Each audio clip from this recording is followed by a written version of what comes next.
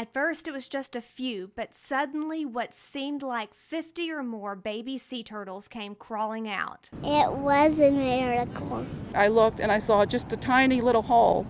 I quietly called some people over, and by the time they got over to the nest, sand had actually dropped and several turtles were coming out. So it was instantaneous. Sea turtles usually emerge at night to protect themselves from predators and dehydration, but this miracle has been 60 days in the making. Our walkers started to join us, and they've been working really hard because they're out on the beach at sunrise every single morning. In the days leading up to the emergence, volunteers began staying at the nest around the clock. My first night with the team at the nest helped put the delicate process into perspective. We didn't see any babies that night, but we did get a glimpse at how it all begins.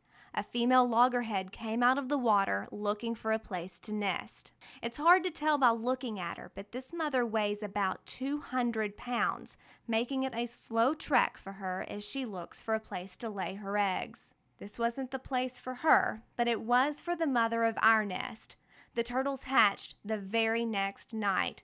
As the turtles came spilling out of the nest, it became obvious why they call this a boil.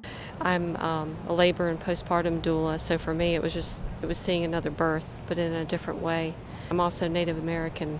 It has other meanings for me also. Before you knew it, they were everywhere, almost to the point that you had to stand still to keep from stepping on one. Then finally, they make it to the surf.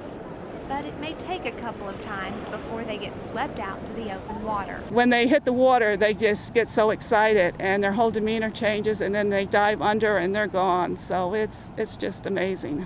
This was North Myrtle Beach Sea Turtle Patrol's very first nest, but it's not their last. They have 8 more nests left to hatch. And if you ask them what they thought of their first nest, I'm sure they would say from the first baby sea turtle to the last. It was perfect. I'm Storm Team meteorologist Marla Branson for WMBF News.